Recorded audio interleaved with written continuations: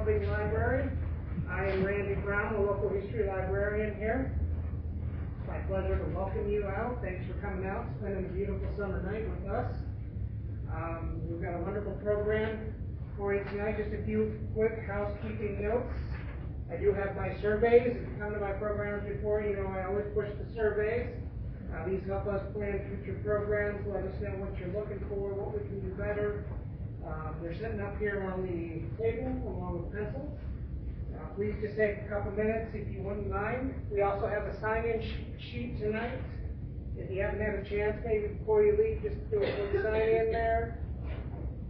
We have another program that you may be interested in coming up in just a couple of weeks here. Double Vision, our speaker for that program, is in attendance tonight, and the flyer is right here. Registration opens September 13th. So don't miss out on that one. Double Vision, it's going to be about the history of Cleveland Heights double and triple homes. Very interesting topic, lots of great pictures. I'm sure it's going to be a wonderful program. We've got a flyer up here for you. Help yourself. And then we do have a full slate of local history programs coming up in the fall. So I've got a sign here with a couple of them. Mentions the Double Vision program. I'll be doing a Researching Your Home's History over at the Noble Library in a couple weeks. Also doing an advanced genealogy class using the census in your genealogy research. A couple other ones are all listed right here. It's also in our program guide and on the website. So without any further ado, I'll turn things over to the Historical Society. And thanks again for coming out.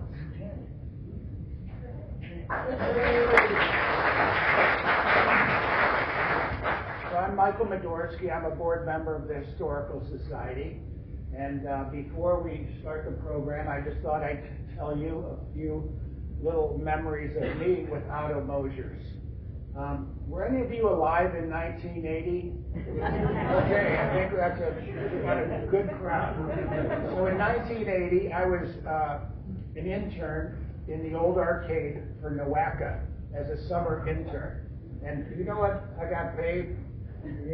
Zero. So I spent a lot of my lunch time at Otto Mosers because Otto Mosers, they didn't have a lunch deal, but they kind of did have a lunch deal. So I would go there every day, and the place was packed. It was kind of the East 4th Street back then was full of jewelry stores, men's clothing stores, probably a wig shop, maybe a check cashing if those existed back then. And it wasn't at all the East 4th Street we know now. Anyway, I would go there for lunch, and I would order, because I was getting paid absolutely nothing, a very inexpensive lunch at Otto Mosers. I'd have a big schooner of beer, which was a big mug that's on a little stand, and I would have a big bowl of their homemade soup, which changed every day. Now, you guys, since you were alive in 1980, would any of you like to guess how much that lunch cost me? $4. Anyone else? $2? $1. He's exactly right. The beer was 40 cents, and the soup was 60 cents, and I would leave at least a dime or a quarter for the waitress. But the interior of Otto Mosers had a window, of course, on the street, and then it went way deep, probably 60 feet deep, and of course, way in the back, it was dark as could be. But the whole side of the restaurant was filled with cases of old photos, and I would always, on my way out the door, I'd look at these old photos, and you know, they were old from black and white sepias from the early 1900s and 1890s, and I never figured out who they were, what they were doing. I knew it was show business, but I didn't know anything about further than that. But that's where Chris comes in, and he's going to tell us all about it. I think it's going to be a really exciting program.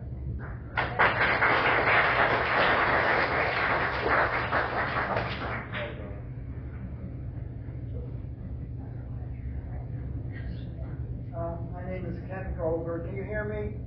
Okay. Good.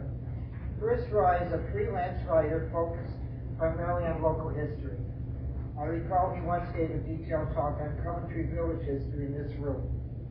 In recent decades, he has given numerous lectures and written and edited more than 200 articles on local history for print, online, and broadcast media, including projects for Case Western Reserve University, CSU, and NPR Radio. He holds a master's degree from CSU and is a past president of the Cleveland Heights Historical Society and Tremont History Project. He resides in Shaker Heights. My first connection with Chris was when I was on the Cleveland Heights Improvement Award Committee and nominated their house on Princeton Road for an award. Later, we were on the Cleveland Heights Historical Society board and eventually became president. Chris was also on the Cleveland Heights Landmark Commission. Then the Royce moved to Tremont. So what did Chris do? He got very interested in Tremont history and became an authority, giving a talk on Tremont's contributions to the Civil War and eventually developing a long-term, substantial exhibit on the neighborhood's history on a wall on Professor Street, accessible year-round. Then the Royce moved back to East Side Civilization, and Chris went on to pursue his passion for local theater with this wonderful volume as a result. Chris was instrumental in getting some of my extensive articles for Habitat newspaper onto Cleveland State's clevelandmemory.org website, and was also caring enough to join several of us on the Historical Society board when we accepted in Columbus the State Historic Preservation Award for Public Education and Awareness. I present Chris Roy.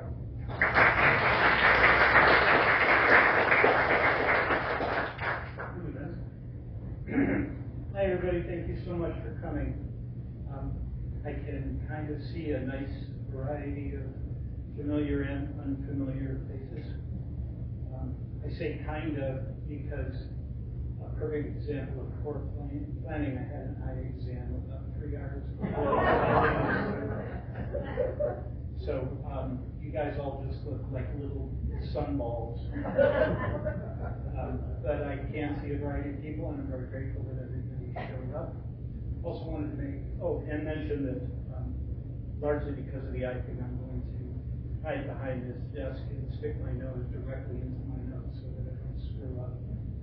I also wanted to make another shout out to Ken and the Cleveland Heights Historical Society, who have done absolutely amazing things since I left the Historical Society. Not bitter. But anyway, it's a great organization. There is so much stuff on the website. You can do nothing but read the articles for 2 weeks straight and not go through. The newsletter has been equally tremendous with great articles by Toby Roberts and by Laura Peskin and many others. So we can all benefit from digging our noses into that. So with that, I'm going to seat myself, and you'll probably only see the top of my head from here on out. But that'll have to do. Okay, I would imagine that some of you know something about Otto Mosers. Or perhaps you know nothing. Show of hands, how many have visited the restaurant? Ooh, that's pretty good. How many have heard of the restaurant? How many care? I saw you in. Fuzzy, but I saw it. Well, in any case, if you do, either you were visiting there or simply recall it, you probably are aware, as Michael Dorsey said, that there were an ungodly amount of photographs in both the walls and the display cases. And those are, in all likelihood, what people remember. They do not remember the food except for Mike. Beer is beer. But those photographs are amazing, and the fact that the majority of us, myself included, walked out of there thinking to themselves, hey, cool old photographs, who the hell were they?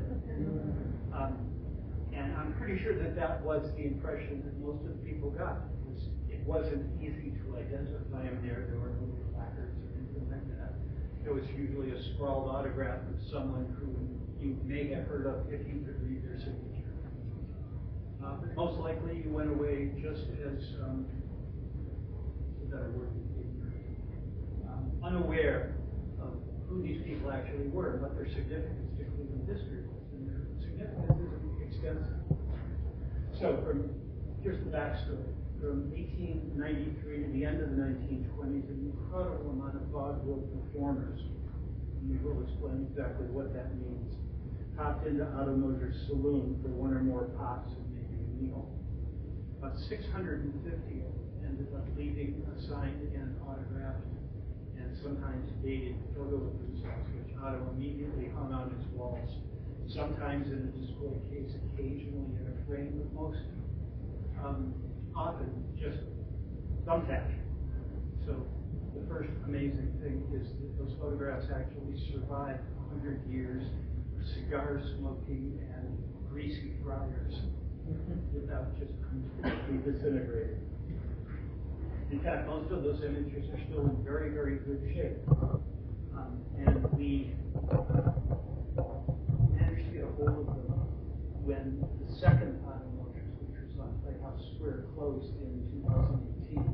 And the owner, a gentleman by the name of Scott Kuhn, temporarily donated them to Cleveland State where I was going to volunteer with it.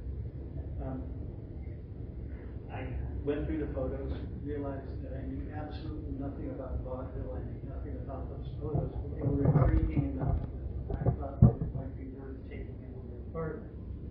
So with the help of Bill Barrow, we agreed that I should trash the next 5 years of my life, going into a significant amount of detail about who those people were, and managed to identify about 500, and get at least a tad of information on who they were. And as I said, a lot of these folks were extremely big names that you will recognize, at least those of us who were born before 1980. But as I said, with the help of Bill Barrow, we had all 650 of them scanned and proceeded ahead. We basically had come upon a totally untapped vein of Cleveland history. Most of us are aware of the movie theaters that existed around the area. We all know that Playhouse Square emerged in the early 1920s and became a hit before it dipped and then came back. But a lot of us are probably not aware that in the era before Playhouse Square, there were roughly 60 theaters in downtown Cleveland.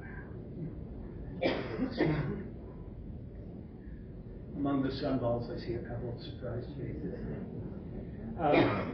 So that alone made it a worthwhile project. There was no form of literature that any of us have discovered to this day on vaudeville's role in the history of Cleveland, nor any discussion of those photos. So most historians would think, whoa, a mother lode.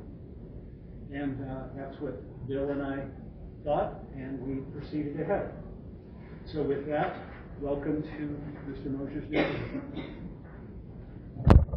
Let's start with vaudeville. A fair amount of you are going to have a vague idea of what it was about. Some of you may know absolutely nothing. I knew nothing.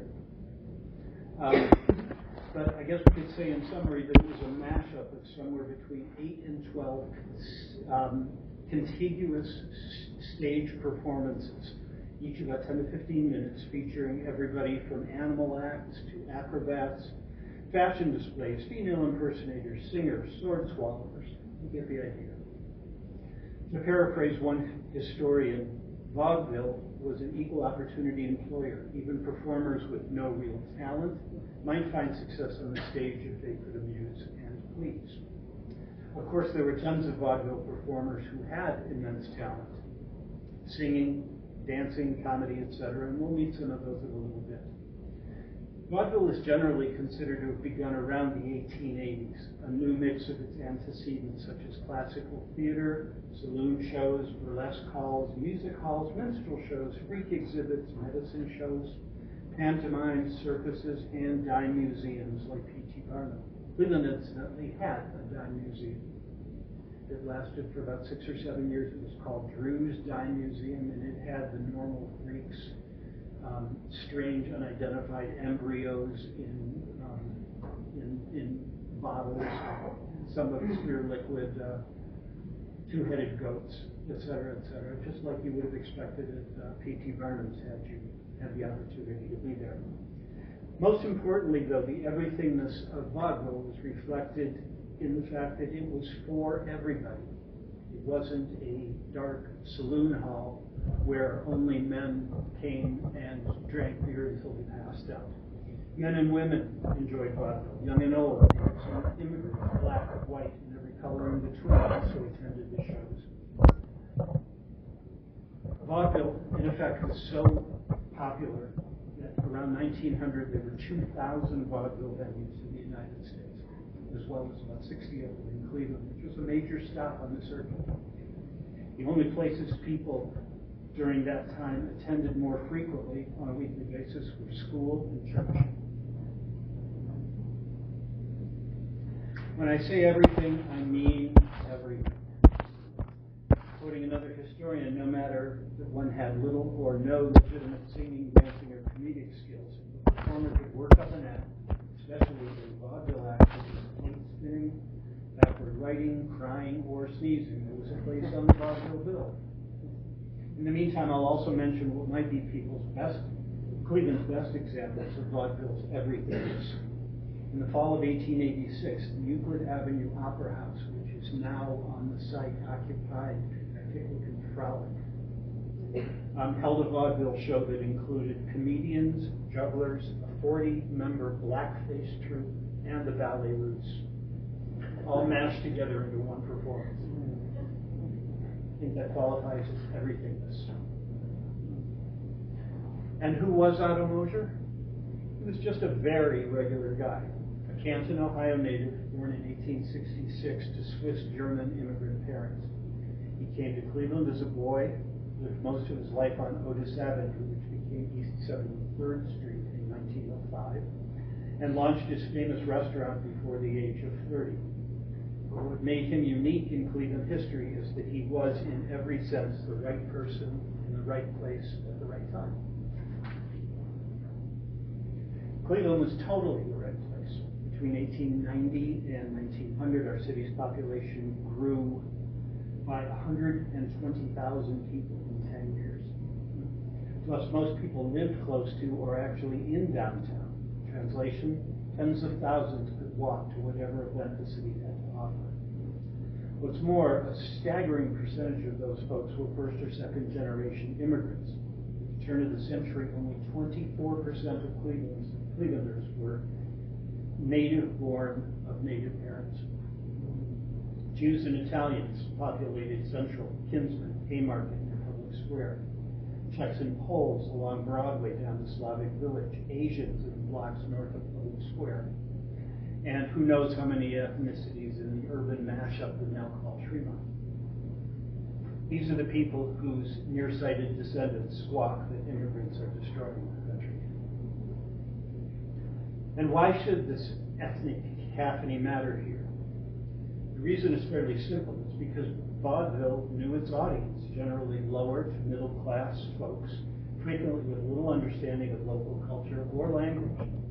So it's true that the foreign-born may not understand the comedian's joke, but they'd surely be entertained by acrobats, archers, birds, bands, bicyclists, strongmen, and scores of other largely non-verbal performers.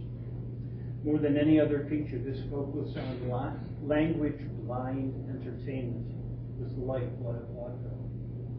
And with more than a dozen live theaters within a 5-minute walk of Otto Mosers, he was literally smack in the middle, the right guy in the right spot with the right watering hole. Theaters in downtown Cleveland. That's right, about 5 dozen. This was one of the most stunning discoveries gleaned from our project. Of course, there have been theaters in the area virtually since Cleveland's inception. Watson's Hall on the north side of Superior between Bank Street, West 6th, and Seneca, West 3rd, was built in 1810. Shakespeare Hall at Pearl in Detroit opened in 1819, and in 1850, there was the opening of Kelly's Hall on the south side of Superior Street at Bank Street, once again, West 6th. But then in the last quarter of the 19th century came vaudeville.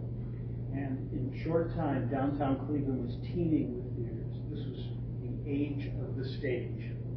And as we all know, actors are particularly thirsty people. Go Otto. And right in the middle of those hotbeds of entertainment sat Otto Mosers, bartender to the stars.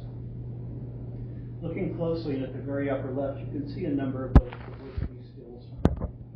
Whoops, wrong one. This one. Oh, okay, there we go. Of those visiting vaudevillians. You can also see at the very upper left, Bullwinkle Moose. Not invented by Rocky Flying Squirrel. Bullwinkle the Moose had antlers that were usually festooned with customer-donated hats. Tradition dictated that a bride entered the restaurant on her wedding day and had to climb on the bar and kiss the moose. Eventually, the old moose lost his left ear, which fell from its position of prominence into a patron's bowl of soup.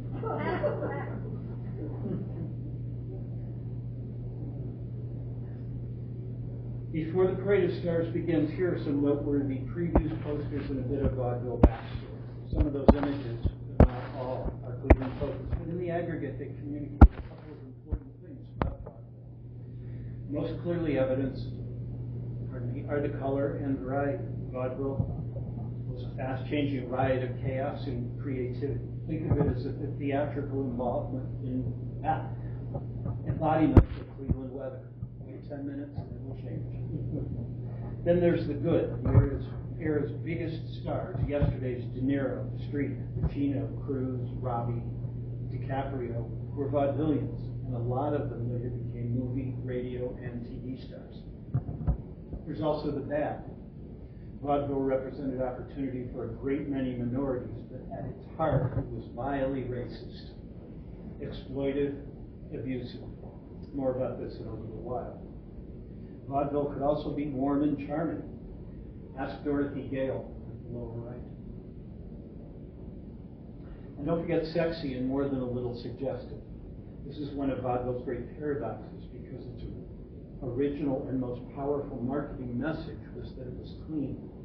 No swearing, no vulgarity, no sex, no booze.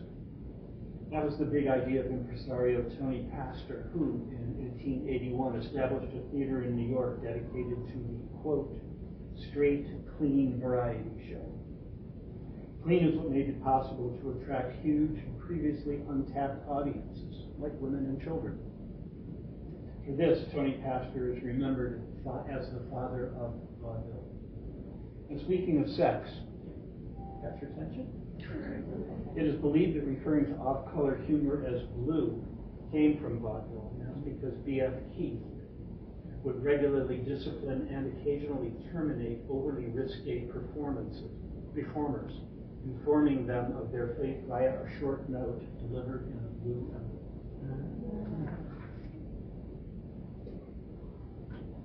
However, Keith's colleague and successor, Edward Albee, another name you may have heard of, was more realistic. Don't you know he once lectured his underlings that what we are selling here is backsides. And backsides, 100 of them are better than one backside. So here are some of vaudeville's iconic front and backsides. The upper left is Rita Leroy, who performed risque acts and compromising suggestive dances named after animals. Frog dance, cobra dance, peacock dance, etc. Below Lovely Rita are the Bennett sisters. And you thought our generation invented girl wrestling. To the right of Rita is Fanny Brice. One of the greatest female comedians of all time, had sex appeal.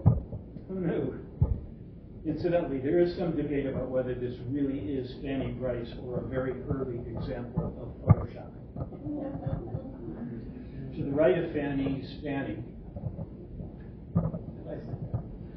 is Gabby Deathless. She was a French singer and actress and one of vaudeville's highest paid performers at $4,000 a week. Next to her is Marie Loftus, billed either as the Sarah Bernhardt of the music halls or more pejoratively the Hibernian Hebe. Literal translation, Irish Jew. At far right is Dorothy, the last surviving Ziegfeld girl. She died in 2010. When we talk about Ziegfeld, by the way, we're referring to the king of the packaged end-to-end show, multiple acts booked together. These became increasingly popular in the early 20th century with names like The Passing Show, George White's Scandals, Earl Carroll's Vanities, and of course, the Ziegfeld Follies. So that's the sex part. Take a gander at the lyrics for some of the performers' shticks on screen. When it came to salaciousness, vaudeville figured out how to have its cake and eat it too.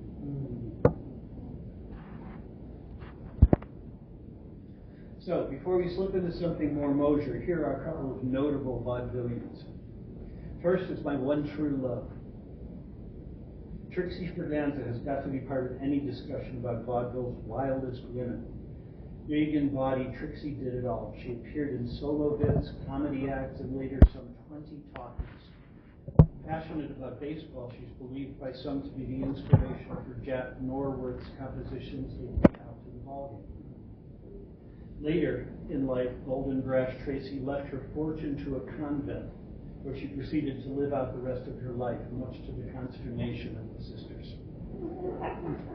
So with a little luck, we will hopefully hear from Trace.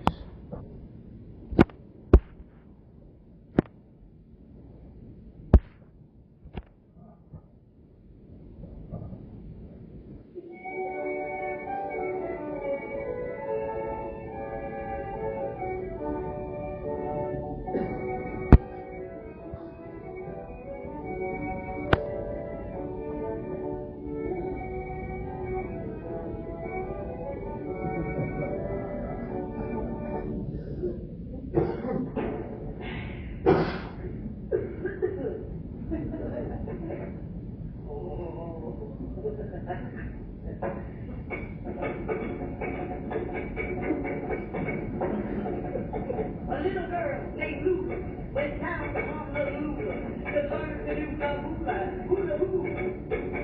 But one day little Lula broke her hula. When she fell upon her, wicky wacky woo. Now this little girl named Lulu who went to Honolulu to learn to do the hula hoo. So for to do the hula, poor little Lula, for a hula, it falls like the Lula.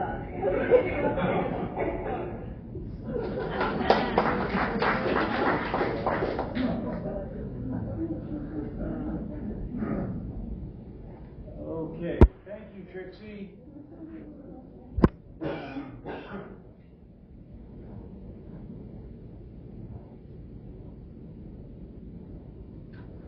Okay, and we're back. I hope. Audiences clearly loved wild women, but they also loved strong men. Women wanted to cozy up to them. Men wanted to look like them. Boys wanted to be them. I would even imagine that some girls saw them as knights in skimpy but shining armor, Ken dolls of the early 20th century. The two guys shown here, Eugen Sandow and Emil Giraud, both visited Otto's around 1900 and hence the signed photographs. But it was Eugen Sandow who was vaudeville's biggest of the big kahunas. That's because he was believed to be the first muscle man to realize that audiences were more turned on by flexing than lifting. So for the most part, Eugen ditched the barbells in favor of posing. Ironically, he died of a heart attack after trying to pull a car out of a ditch. I should also mention that even 100 years ago, muscles were big for both sexes. At lower right is Charmion, hunky trapeze artist often billed as the world's most perfect woman. Anyway, this colorized version is Sandow in 1894, filmed in Edison's studio in West Orange, New Jersey.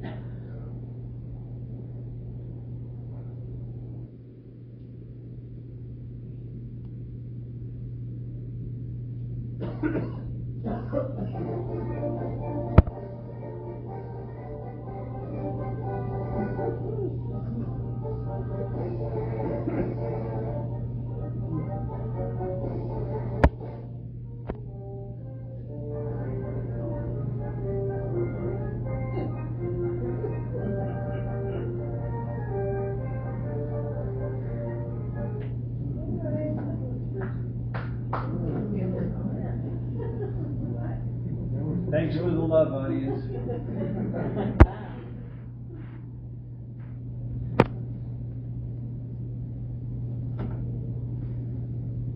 Okay. As noted a moment ago, vaudeville was an equal opportunity exploiter, consistent with the tenor of the times. Asians, Italians, Jews, and even the differently able were routinely mocked and used.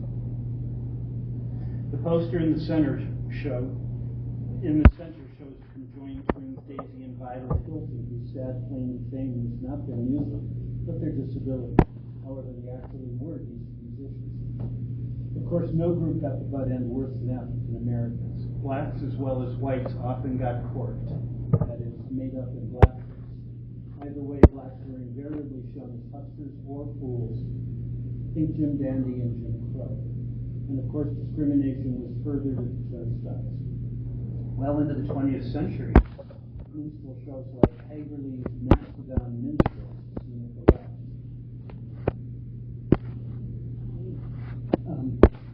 Pared down to one 10 to 15 minute show were a vaudeville cornerstone. Race ridicule went much further than that. I now have a film of the notorious Duncan sisters. This was made in the 1940s, toward the end of their rocky but very successful stage career. This is real history, but it's also really offensive. So I'm going to ask for a show of hands. Does anyone want to see a grossly offensive but historically accurate video? Does anybody really not want to see it? Okay.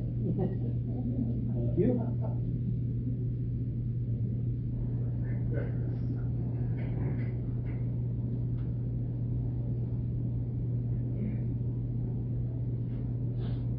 I won't give you much.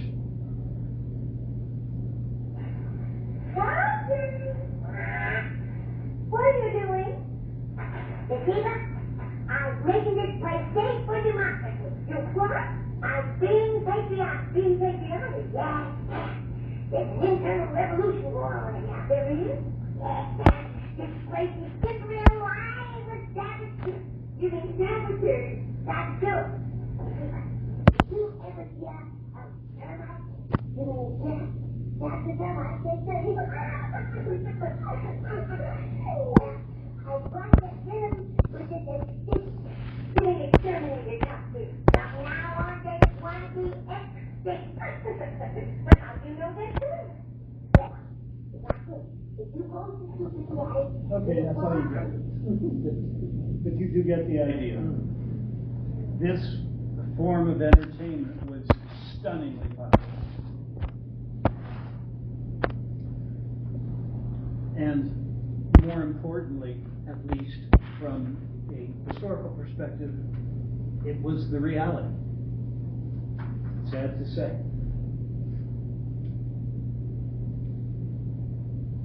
Okay, this was a surprise to me, but maybe not to some of you. In 1902, it's entirely possible that Sheriff Street, also known now as 4th Street, was the Yellow Brick Road. It may even have been appearing slightly yellow, given the extraordinary number of horses that traveled it daily. But I digress. In December of that year, the Euclid Avenue Opera House played host to one of the first touring shows of the Broadway hit The Wizard of Oz, based on the 1900 novel The Wonderful Wizard of Oz by Alfred Bach.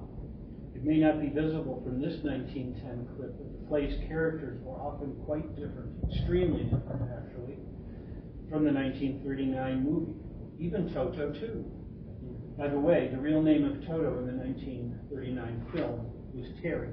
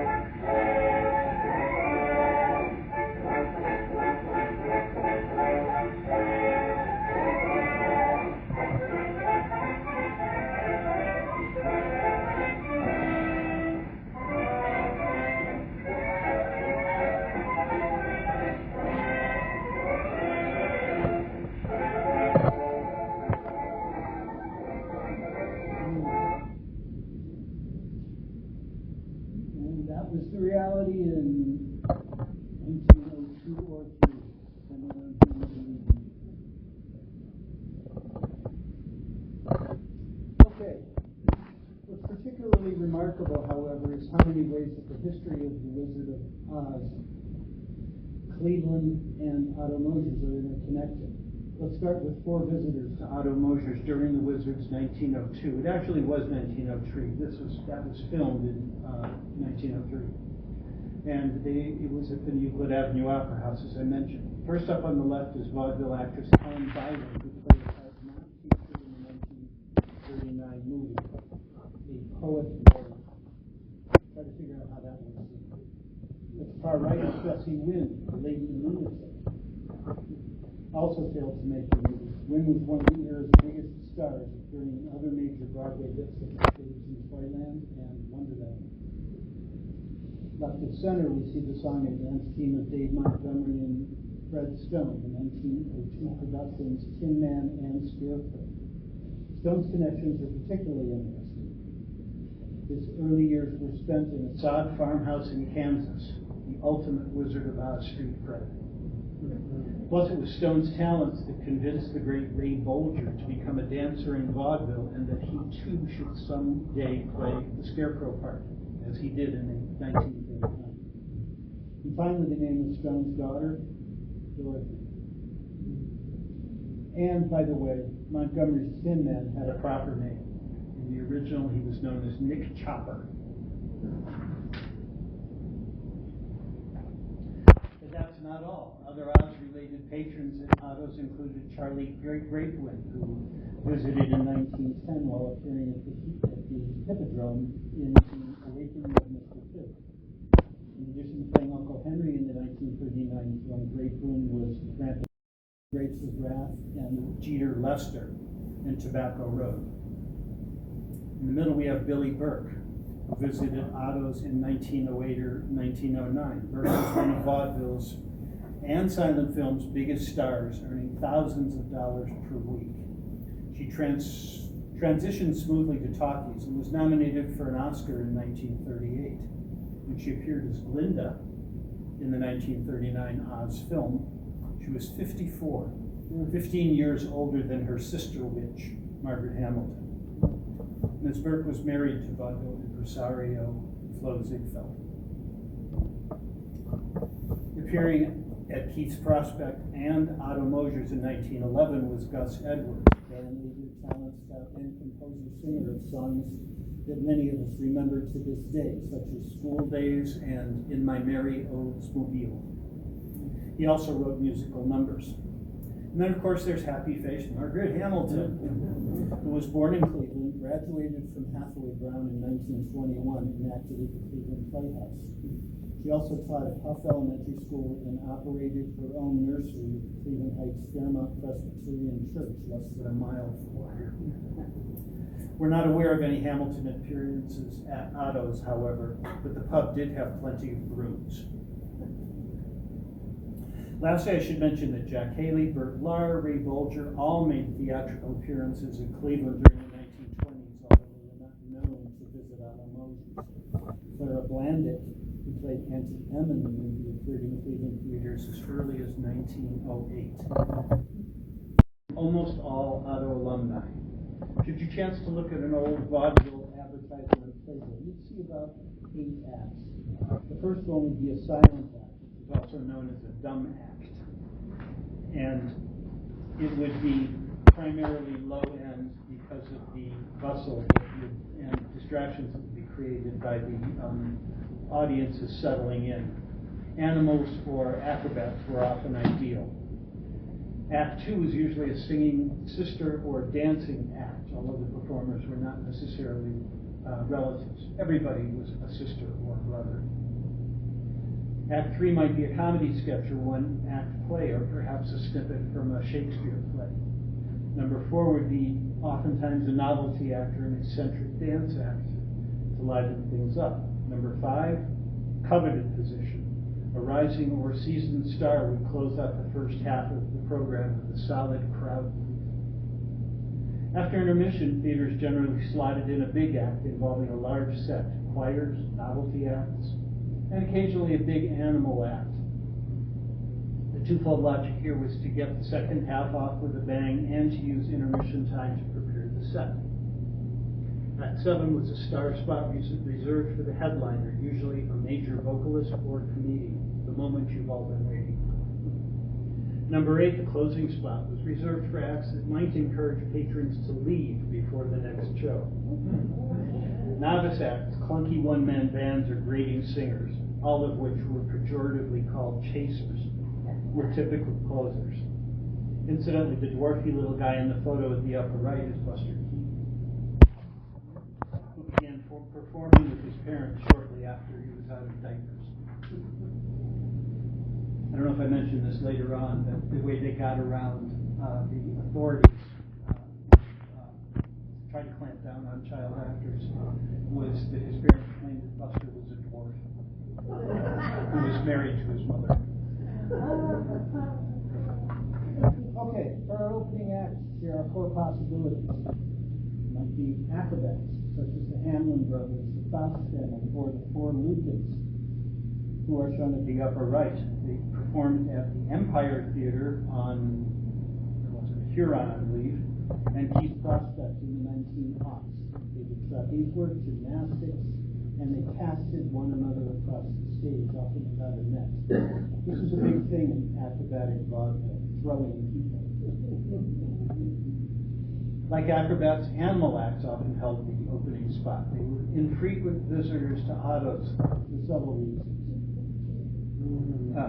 Quite obvious, actually.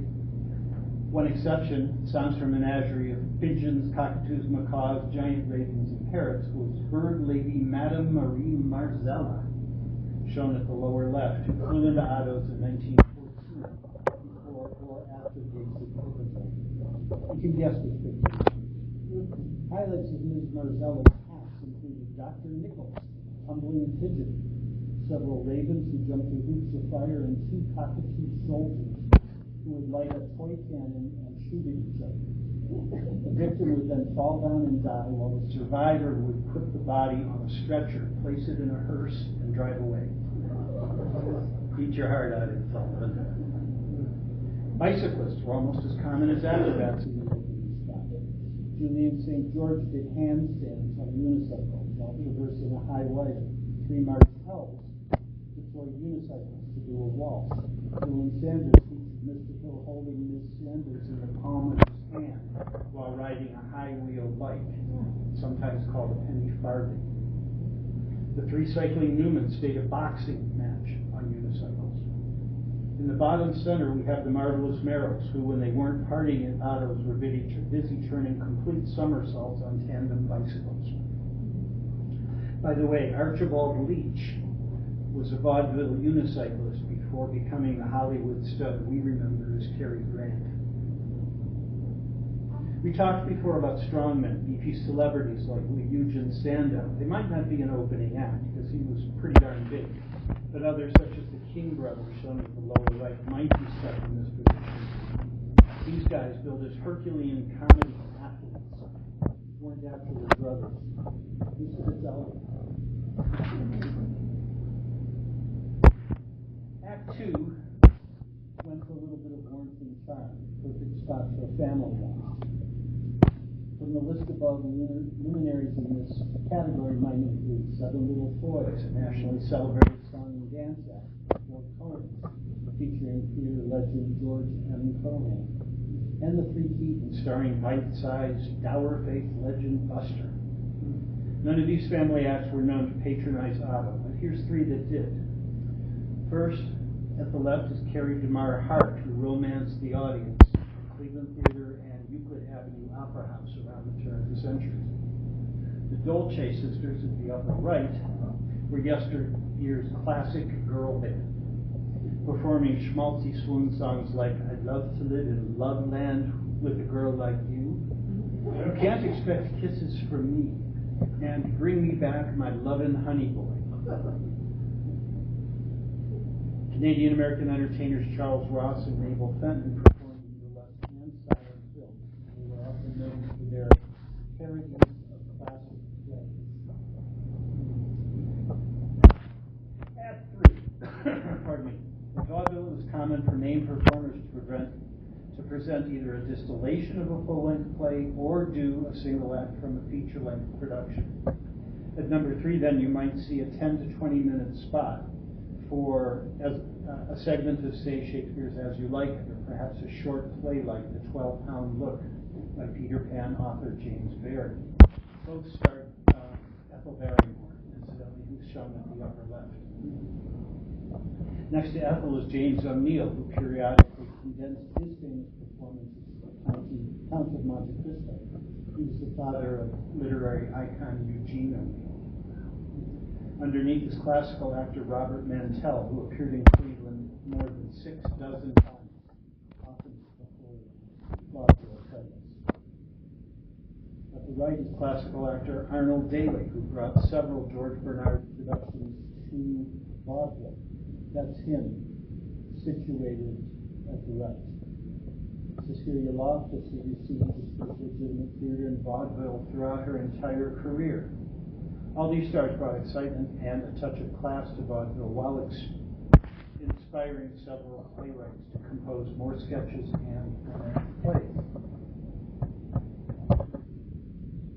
Now for something completely different, a novelty act.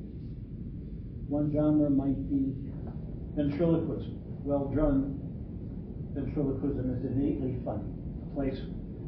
A piece of wood who's also a comedian and perhaps more.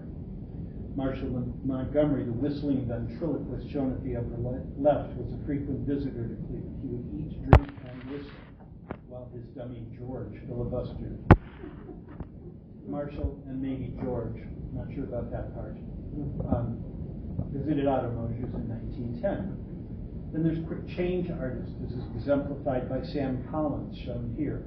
He had a one-man act during which he turned into a Chinaman, an Irishman, a German, and a Scotsman, complete with appropriate brogue, costume alterations, and musical humor.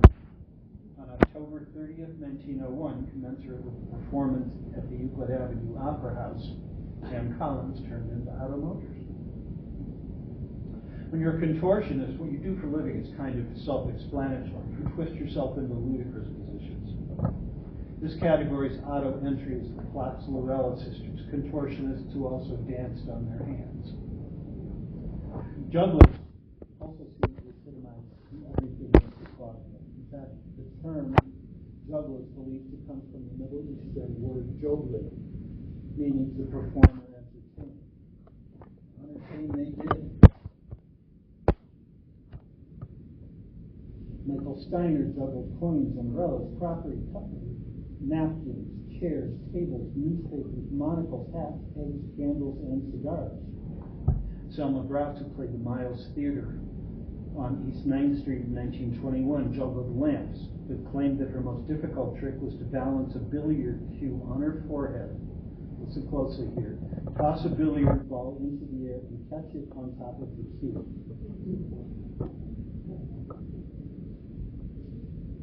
Our Otto Mosers entry to this category, though, is Paul Spadoni, shown at the left, who specialized in lifting, balancing, and juggling anything heavy, such as cannons, cannonballs, and even a torpedo. As a special bonus, here's a clip of the arguably greatest juggler of all time, Cleveland's own Bobby May. Born and raised in Cleveland, his professional debut was at Cleveland's Luna Park in 1923, accompanied by a young Bob Hope.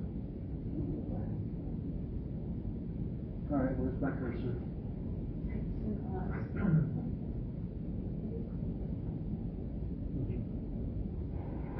The fabulous Bobby May. No other juggler has ever matched his precision of fluid style.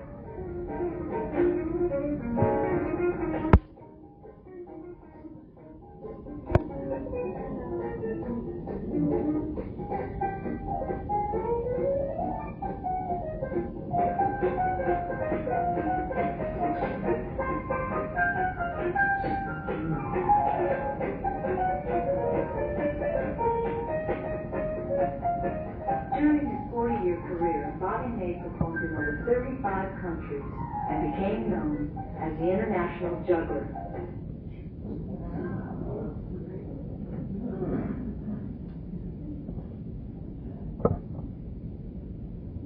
Hey there, if you're approaching retirement or already in retirement, most of the wealth and merchandise is here.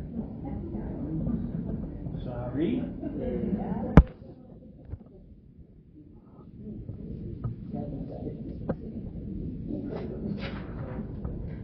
Okay, the fifth position we'll jump through kind of quickly, but this is a very important spot because it was usually considered the second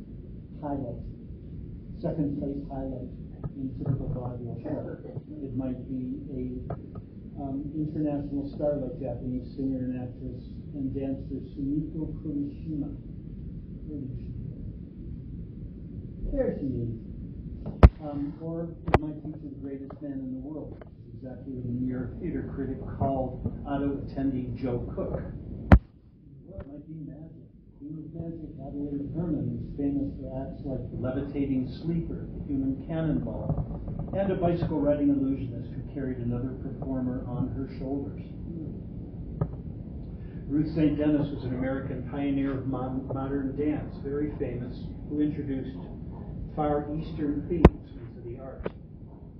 She visited the Euclid Avenue Opera House and Otto Mosers in 1910. Funny backstory, Ms. Dennis was inspired to take up Asian dance after seeing an image of an Egyptian goddess Isis in a cigarette advertisement. And how big was blackface? Big enough. McIntyre and Heath kept their tramp comedy act going for 50 years and now have their own archives at Northwestern University. Their reputation was cemented by a largely plot-free, ceaselessly disrespectful, but immensely popular play, The Ham Tree, which included runs at Cleveland's Euclid Avenue Opera House in 1909 and the Colonial Theater in 1913. Okay, time for a breather. Perhaps a moment again to remind ourselves of vaudeville's everythingness with a handful of weird acts that never made it to Otto's. Remember the historian's quote, even performers with no real talent could find success on the stage if they could amuse and please. People like Charles Laurie. Charles was the most famous, world's foremost animal impersonator. Here he is looking more than slightly simian.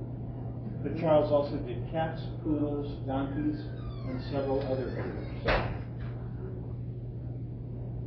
And then there's Clayton Pegleg Bates, referred to by the Library of Congress as a monoped dancer.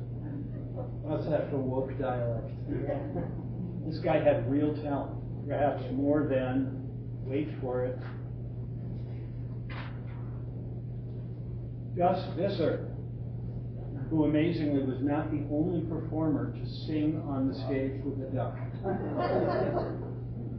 The other guy was named Joe Penner, whose uber famous tagline was, believe it or not, "Wanna buy a duck?"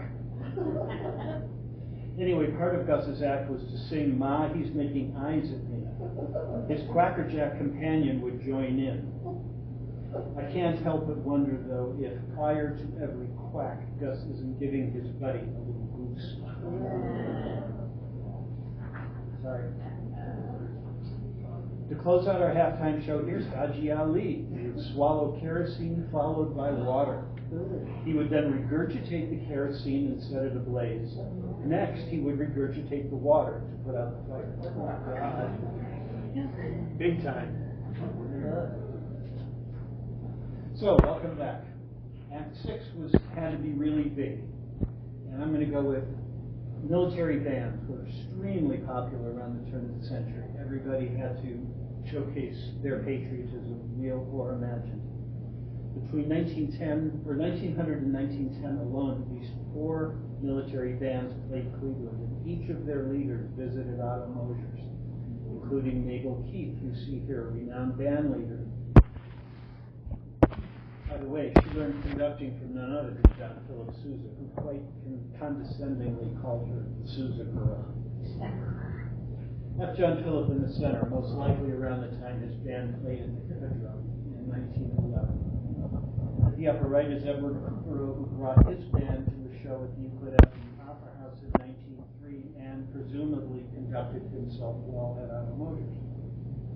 To his left is John Scheib, who stopped at Otto's following a performance of his military octet at the Hippodrome. Headliners. Think of today's biggest names, biggest stage and Broadway names: Carol Lawrence, Ethel Merman, Bernadette Peters, Cheetah Rivera, Joel Grey, Tommy Tune, Carol Channing.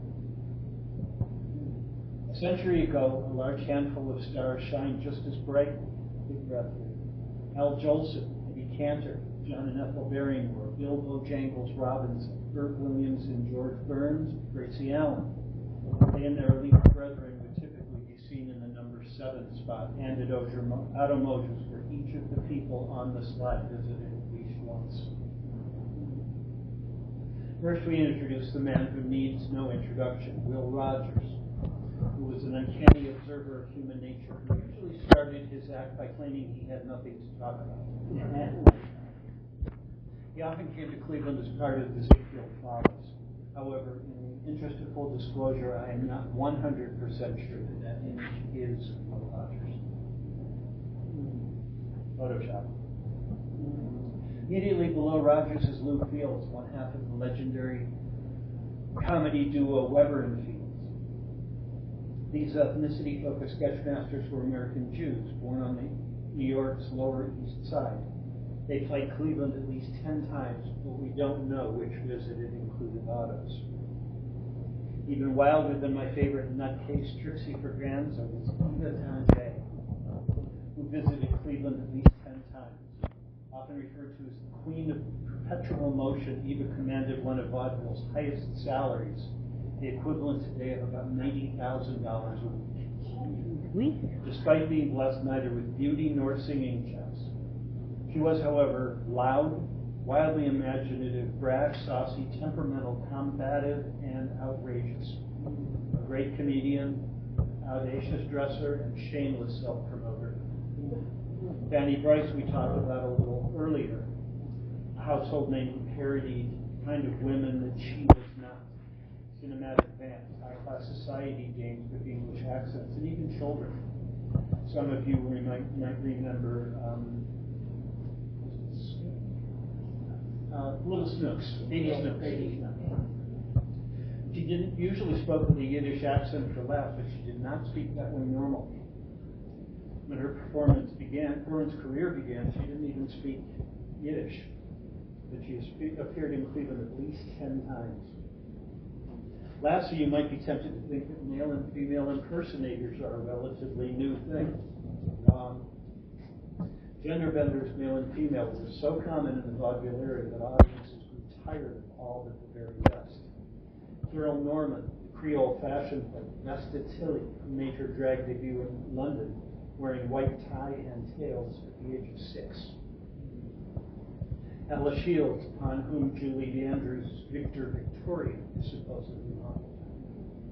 And Barbette, a cross-dressing trapeze artist. So, at the upper right, I give you vaudeville's King of Queens, Julian Elting, who appeared at Cleveland theaters more than a dozen times between 1906 and 1927. Dubbed Mr. Lillian Russell, he launched into his drag career at the age of 10 in 1891 and continued to perform until his death in 1941. In addition to being a genuine fashion plate, he published his own beauty magazine, marketed his own brand of cold cream, and appeared in full-length plays and movies. Here they is.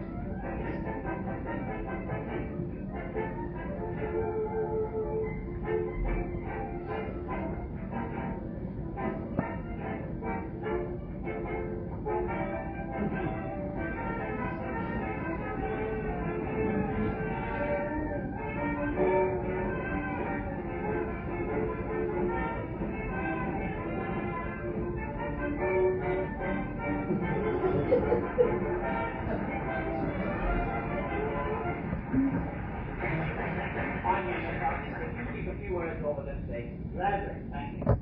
Greetings, ladies and gentlemen. Well, here I am back in Hollywood making my first talking picture. I've had several ladies on the set. The ladies around the different studios asked me this year as to who is making my costume. I suppose that today Hollywood leads the world in the making of gown creation. You see, we have so many marvelous movie stars who need so many clothes and costumes that has brought all the finest designers from all parts of the world to... Sorry, that's all you get. Wow! I did it again. At least I know what's getting the biggest laughs now.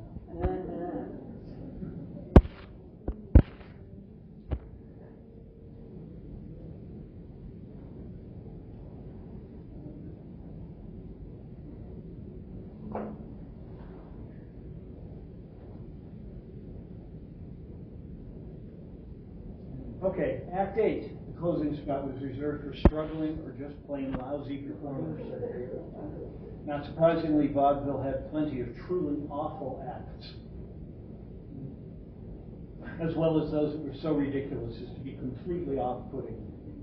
Examples might include our ducky friend Gus Visser, or perhaps Arizona who ate glass, English Jack who swallowed live frogs, or Duffy and Sweeney who fried eggs on stage. My nominee for the number 8 spot, though, was a slam dunk, and I'm going with an act that never saw the inside of Otto Mosers. The Cherry Sisters, 5 Iowa farm girls whose act set new standards for poor quality and violent responses from the audience, who frequently howled and threw vegetables. The singing dancing sisters were, in effect, so bad they were good.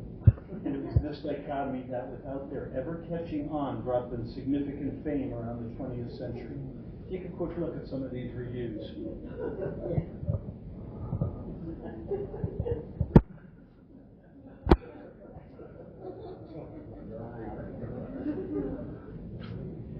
So, that's a typical show.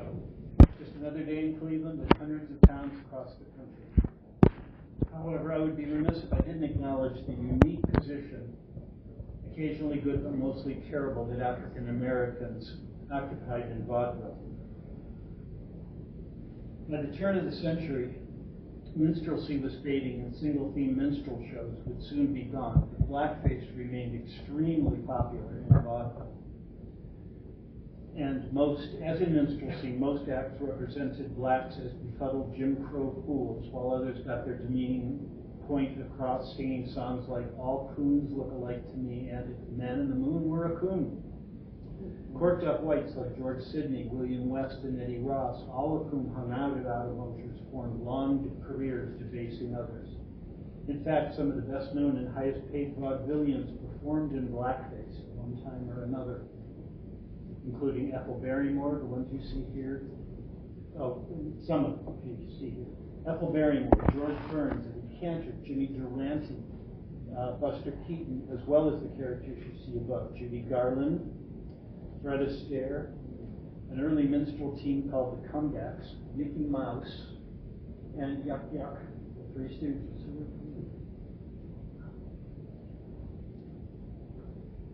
Equally damning is the stereotypes that vaudeville perpetuated in the prejudices locked into the minds of audiences. Basically, a great many attendees accepted as fact the contemptuous stereotypes they witnessed on stage. According to one historian, black actors inherited the white-created stereotypes and could make only minor modifications in them. Thus, black minstrels added credibility to these images by making it seem that Negroes actually behaved like their black caricatures. So, all you can say, I guess, is that history is often ugly and that hopefully most of us will learn from it, including a great number of politicians. So what about vaudeville's real blacks? There were a ton of them. Estimates run between 5 and 10% of all vaudeville performers. And by and large, they were the best in their field. Some of them were the best in their field and generally accepted by the audiences, even though there was obviously an atmosphere of diminishment. You may recall the Fisk Jubilee Singers, which are still performing today. the lower center, we have Minnie Brown, who sang to audiences around the world, including tours of Russia and the Far East and performance for the King of England. At the right is Billy Kersatz, who was known for singing, dancing, acrobatics, musicianship, and having show business's largest mouth, into which he would often stuff billiard balls and saucers. African-American ventriloquist and magician Louis McBride is at the lower right.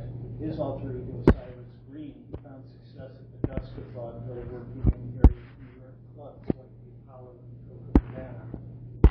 The most famous black vaudevillian of all was the aforementioned Burke Williams, who with the stage walker rose with his partner George Walker, rose to the top of minstrelsy in vaudeville as two real coons. Williams was later called the Jackie Robinson of show business, and he became the first black star of a leading vaudeville review when he joined Music-Field Follies. Altogether, tons of vaudeville performers, black performers, appeared on Cleveland stages, but virtually none appeared in Otto's gallery. It would probably be too much for us to remember what the percentage of the different races were at the time that we visited Otto's, but if perhaps you do recall, there were almost no African Americans whatsoever. There are two possibilities for this slight. The most likely one is that Otto simply was not a friend of African Americans and may have been willing to violate the Ohio Civil Rights Law of 1894 that made it a crime to discriminate in public businesses and buildings. An alternative theory could be that blacks were admitted to the restaurant, but Otto simply chose not to collect or display their publicity photos. Either way, it's certainly a blot on the memory of an important figure in Cleveland entertainment history and around that. So whatever the reason, only the smallest handful of pictures in the Otto Mosers gallery really are people of color. One is Charlie Case, a light-skinned comedian who probably mixed race and regularly passed for white. The second is a biracial child star named Marianne Meredith, who's only 12 when this photo was taken. Mysterious and fetching as she is, I can't help but think she's related to Igor in Gene Wilder's Young Frankenstein. The image to the right, sadly, is a careworn Otto Mosers employee. So, to wind it up, what happened? As most of you would guess, if I were to pose the question, you would say, well, talking pictures happened. And you'd be right. But that wouldn't be the whole answer or sufficient description to explain why talkie supplanted vaudeville. It wasn't just audiences' attraction to movies that talk. It was vaudeville actors who were more than ready to swap live visits to Cleveland and elsewhere for a far less peripatetic presence on a New York and California soundstage. A short list for this category would include Another Deep Breath, Jimmy Cagney, Gracie Allen, Fred Astaire, Uncle Barrymore, Jack Benny, Cary Grant, Fred McMurray, Fanny Brice, Billy Burke, George Burns, Eddie Cantor, Julian Elting, W.C. Fields, Judy Garland, Charlie Brakeland, Helen Hayes, Elsie Janis, Burt Lahr, and Will Rogers. However, radio also helped to destabilize. Radio represented some people's first opportunity to be entertained in their own home for free by live performers working somewhere else. It was free, generously paid for by Bulova watches, Steinway pianos, Carter's Little Liverpills, Roy Tan cigars, and countless others. Radio filmed a ton of first-tier vaudevillians, household names like Fred Allen, Jack Benny, Edgar Bergen, and Burns and Allen. Suits also played a hand in vaudeville's demise. By the late 1920s, Joseph P. Kennedy, corporate raider extraordinaire, was deeply immersed in the motion picture business. He ultimately merged the two biggest vaudeville chains, Keith Albee and Orphea, bought out the whole kit and caboodle, pushed Albee and Keith out, and sold his stock to the newly formed Radio Corporation of America, we know now as RCA, thus creating a company that owned the theaters and could produce motion pictures. Kennedy wanted motion pictures. Demographics and social mores also played a big part in vaudeville's passing. Following World War I, our country's acceptance of non-white, un-American others plummeted. Fear and exclusion became dominant themes as anarchists, immigrants, communists, radicals, and people of color were cast as dire threats to American jobs, safety, and most profoundly, their traditional values. Sound familiar? Yeah. Following the passage of several anti-immigrant bills in the early 1920s, what had been a flood of European immigrants became a trickle. In that, America lost much of its affection for, or at least tolerance of, diversity, which was the lifeblood of vaudeville. The Great Depression may have been the final blow. Economic devastation brought businesses of all kinds to a halt, but most of all, it shrunk a typical person's disposable income. Food or frolic? No contest. But fear not. The remnants and legacies of vaudeville are actually everywhere. Here are some of the things that vaudeville bequeathed to our modern ears, eyes, and hearts. Think dancing. Vaudeville left us the tap, the Charleston, the hustle, the twist. Some of the greatest dancers ever began in vaudeville. By the way, do you still think Michael Jackson invented the moonwalk?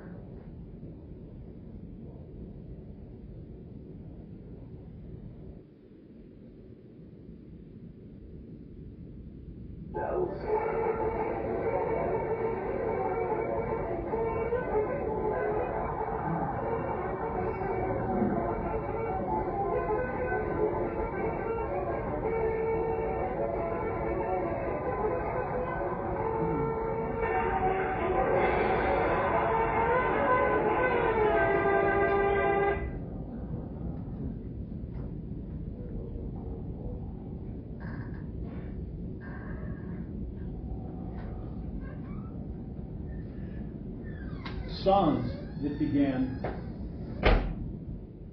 in vaudeville also survived. My Wild Irish Rose, Shine on Harvest Moon, Swanee River, Take Me Out to the Ball Game, Sidewalks of New York, and even Row, Row, Row Your Boat came out of vaudeville. Variety shows on radio and TV are nowhere near as popular as they once were. The personal histories of all you baby boomers are still full of Ed Sullivan, Saturday Night Live, and even Garrison Keillor's Prairie Home Companion. For you younger pups, there's America's Got Talent. How about catchphrases? We talked about blue humor, but there are many other examples. A vaudeville performer who could no longer get a booking was deemed to be all washed up. And vaudeville slang referred to unsophisticated comedy as being stuck in the corn. The phrase was soon shortened to corny. Lastly, it was vaudeville that turned entertainment into show business. Prior to the arrival of Keith Albee, Martin Beck, and Flo Ziegfeld, and others, vaudeville was a desultory collection of disorganized, disconnected acts, venues, and management operations. Today, entertainment is one of our country's most powerful machines, show business. And what of Otto Mosers, crusty tavern keeper and curator of Cleveland's greatest collection of wall coverings? Apologies to the Art Museum. Died in January 1942. Under a series of owners and proprietors, the pub remained in its East 4th Street location until 1998, when it relocated to Playhouse Square, once again immersing itself in Cleveland's booming theater district.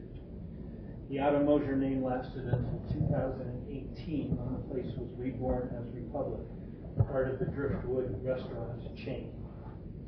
A large number of Otto vaudevillians now grace those walls.